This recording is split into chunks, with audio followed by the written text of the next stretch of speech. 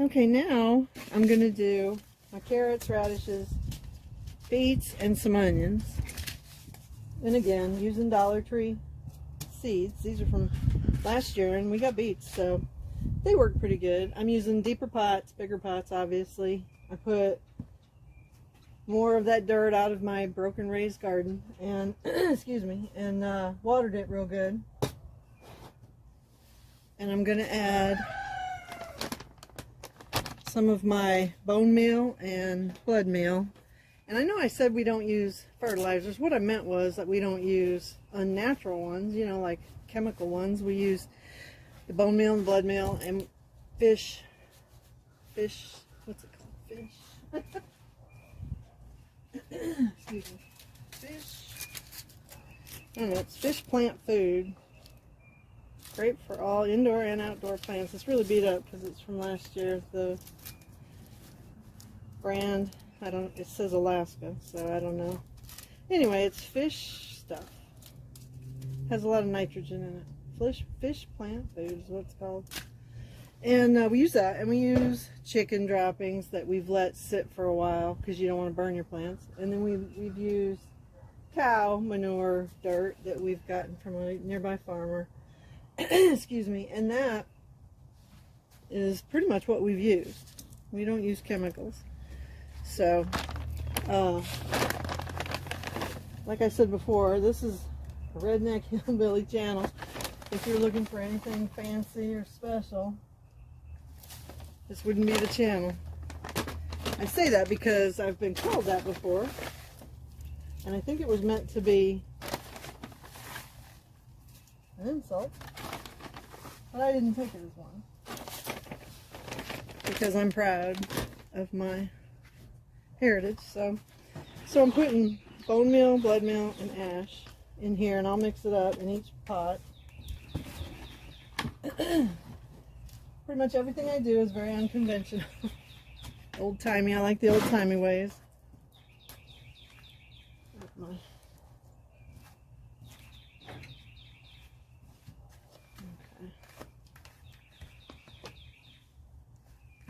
Mix it in there. The top layer is pretty much what matters.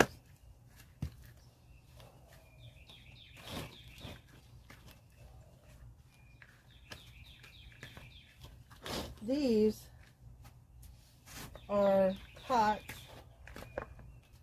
that I got from a florist. I mean, I got it from the grocery store that I work at, but from the floral department. They throw these pots away when they're done with them. And so I got a bunch of these, and then I've got, this is a 3-gallon bucket that had pickles in it. This right here.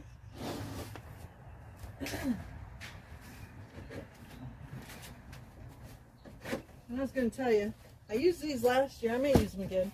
But these are from McDonald's. They throw those away. I know somebody that worked there and got these. And you put dirt in them, just like I did my other containers. You put dirt in them, you put holes in the bottom, you put dirt in them, and then you, I covered them either with an old milk carton that I cut. I put a seed in there and I'd cover it, or I use my old orange juice bottles, cut it and stick it in there over it, and it's like a little greenhouse. And that's what I used for a couple years, and they worked really well. And I still have an abundance of them if I want to use them, but I've got these now, and I've got what you saw me plant those other seeds in from the deli, and I'm going to try those. And I have used them before.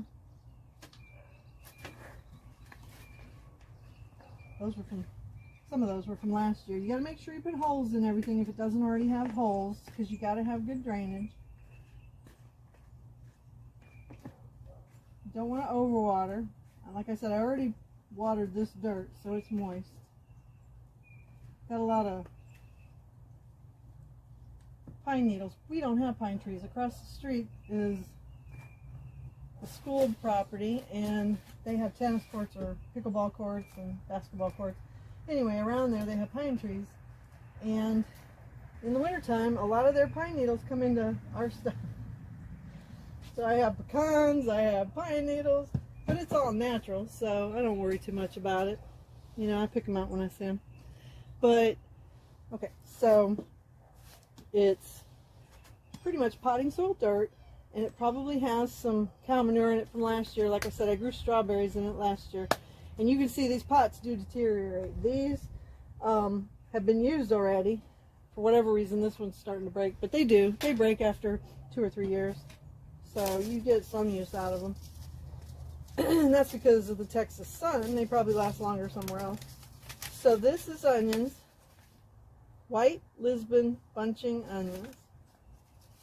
Probably might be a little early for them, but that's what the seeds look like. Little bitty bitty seeds. And put them in here. I put them in the deeper pots, obviously, because they're gonna have, these are rooted. Those ones I did earlier, the lettuces and spinach, they can be in a shallow. I don't really need to transplant them from what I showed you I was putting them in, because they're so shallow. Alright, we got onion. Okay, as a Cajun would say. Put that in there. And then we got carrot. I did real well with carrots last year in my garden.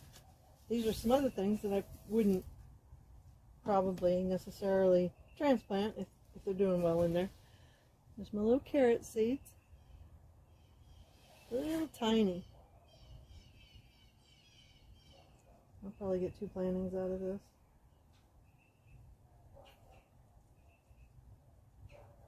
Okay, yeah, see, I got a bunch left for another time. Shut that. Alright. And then I'll do some radishes.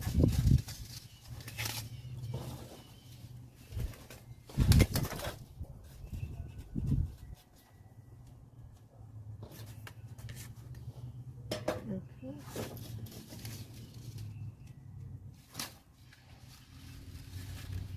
Oops, I dropped a few. You get a decent number of seeds in a little Dollar Tree. You see those? Yeah. It's definitely worth a quarter. Even if they were $1 a packet. I feel like you'd be doing alright. I think I'm going to use all them in there. Radishes are super easy. We had so many radishes last year in the garden. And they were planted more like in April. And then I've got some beet seeds left over from last year. Weird looking little seed. You see those? And that's probably half of what was in there because, like I said, I already used them. So we'll put some beets in here. They're kind of big seeds. I probably shouldn't put too many in one. I'll save. Have another planting. There we go.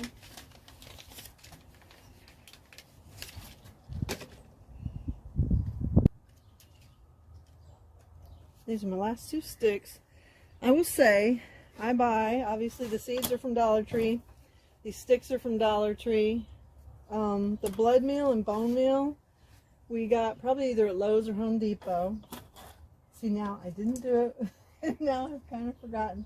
I may have to look at the video to remember what I put where. Okay, so I got radishes. That's radishes, okay. And then beets. So I need to go get some more sticks. I need to get more garden gloves too. They have good garden gloves at the Dollar Tree. Okay, so I'm going to put a little more dirt on top of these seeds. The gloves at Dollar Tree, they're $1.25, and they'll last you a couple months. I use mine until there's holes in the finger, but that's partially because I go out every morning and pick those weeds for my chickens, and it really does a number on the fingertips of the gloves. Alright, so these will be out here in the sunshine and the rain. It's supposed to rain Saturday, so that will be good for that. I have to figure out what I want to put in that 5th bucket. Excuse me. Let me put some more carrots. Some of this I grow for us, and some of it I grow for the chickens, and some of it, you know, I don't really have a trouble with the squirrels in my garden, even though we have a ridiculous amount of squirrels in this yard. I guess they have enough to eat. I've never had a problem with them taking stuff. Now, we have moles that will sometimes, they get more into my potted stuff. And that makes me mad, but I try to plant enough that we get some and nature gets some, and some of it maybe doesn't grow or dies. But I don't worry about it. I try not to stress about it. I don't have a stick, so I'm going to put the put the package there until I get more sticks.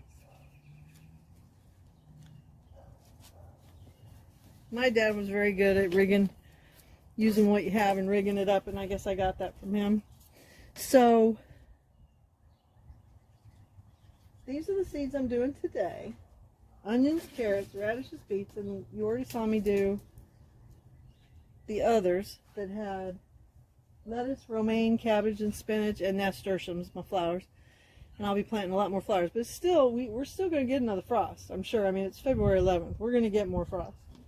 So I'm just trying to do cold weather stuff, and in a few more weeks, toward the end of February, maybe beginning of March, I can do some more vegetables. You know, start my tomatoes. I'll be starting my tomatoes soon, and peppers. And plus, doing it this way, if it is a frost coming and you don't think you're going to be able to cover them, then take them inside. I mean, you can carry them inside, no problem. But it's beautiful out now in the 70s, so I don't have to cover these. I didn't have to cover the others. I was just showing you it's like a little greenhouse.